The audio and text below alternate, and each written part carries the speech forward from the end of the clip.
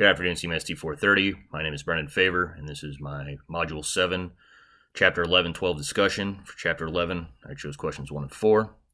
Question 1, discuss how communication technology has evolved, both generally as discussed in the text and in your working professional life experience.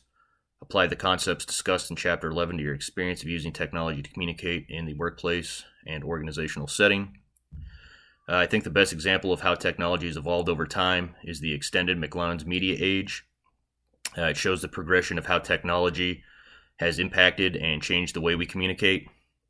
From the development of speech to the digital age, it's always been about how do we communicate faster, how do we communicate more efficiently, and how do we reach the greatest number of people possible. This is all discussed on pages 336 through 339 in the book. From my personal experience, I remember when AOL or American Online first came out. It allowed us to communicate with people from all over, which wasn't really possible before.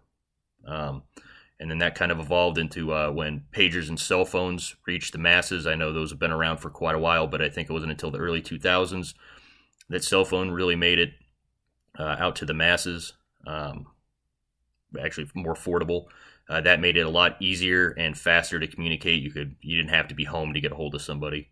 And then that moved into email and text messaging, allowing us to reach people faster and spending our time more efficiently on other tasks. With text messaging, I use that quite frequently in the military to send out mass texts I could reach a whole bunch of people by sending out one message instead of having to individually call everybody.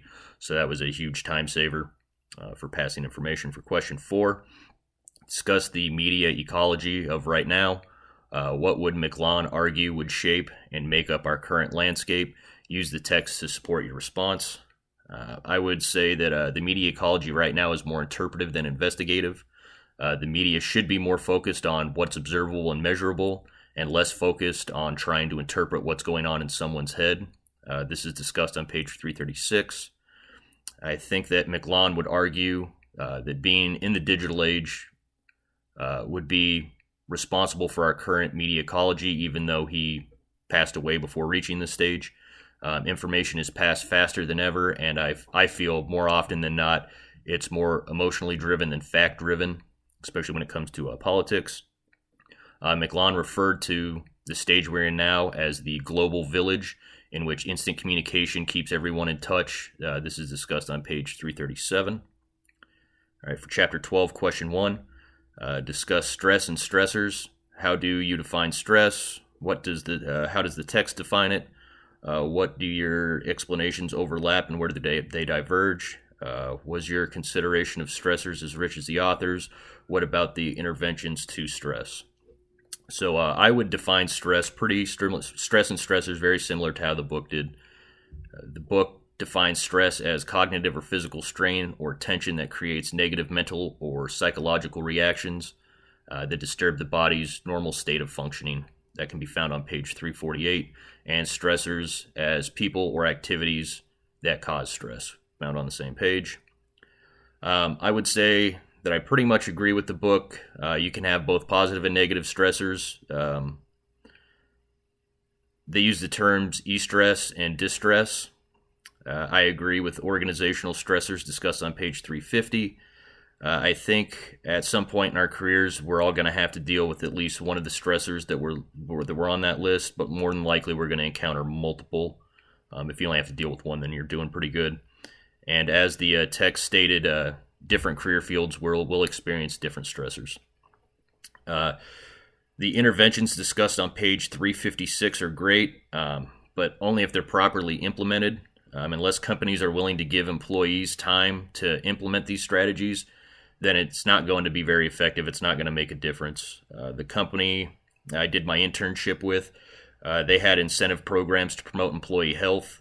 They provided Fitbit trackers, and they had contests for, I think it was at the end of each week or in the end of each month, who could take the most steps, and you'd get like a gift card to somewhere.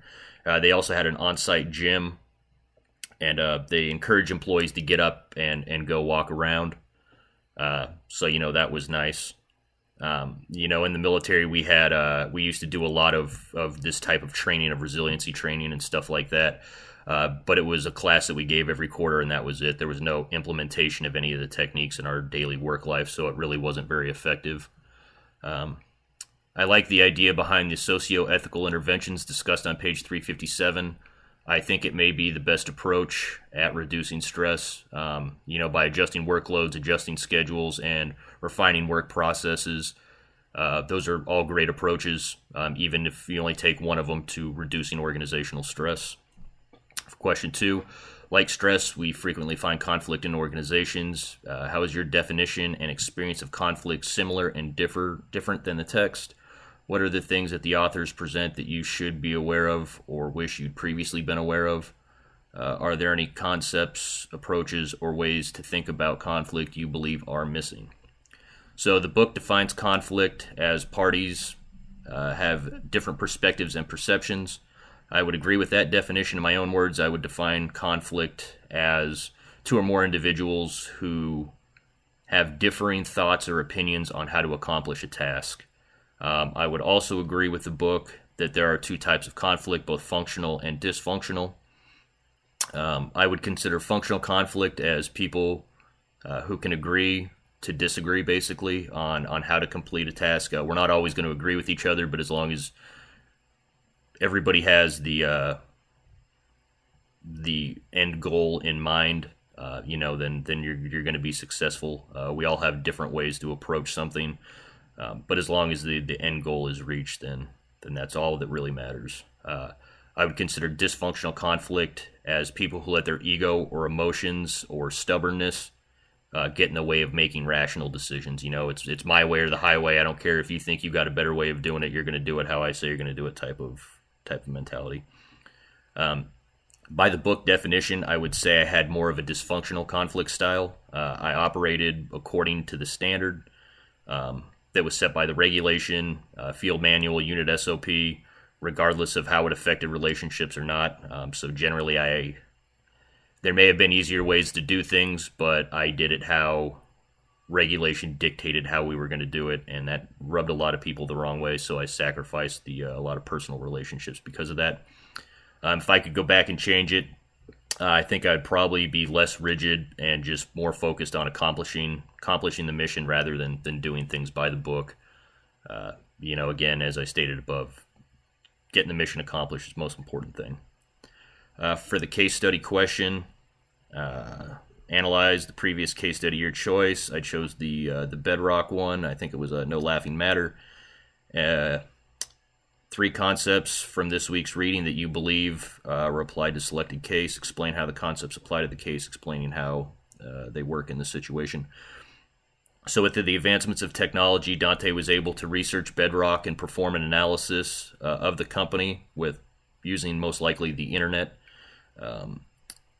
Another example of this would be after he left the party early through email. He found out that he had won an award. Previously he would have had to wait until Monday morning to find out. So he did that, and then he also with that found when he didn't get congratulatory texts or emails from his coworkers, that raised a red flag that there was something going on with his tight-knit group of coworkers. So Dante could have avoided the conflict with his coworkers if he had asked for their input about his material before performing at the party. I know they'd kind of discussed about having thick skin and you got to kind of do this, but that had been one way to avoid it. Kind of get a third party's input on something on doing it, so you're not rubbing people the wrong way. This was an example of dysfunctional conflict on his part and on the part of his coworkers. By taking personal offense to the jokes and letting it damage the relationship they had. They really kind of blew him off after that and were really upset with him, and they should have just voiced to him like, hey, we've got a problem with it. Once Dante found out about the issue with his coworkers taking offense to his jokes, he could have employed conflict resolution strategies to repair the relationships or at least prevent any more damage. He could have sat down with them and said, hey, it was just a joke. I didn't know. You guys kind of took a hit for me on that one. But in the end, it was just a joke. Shouldn't have taken it so seriously. And that'll do it for this week. Thanks.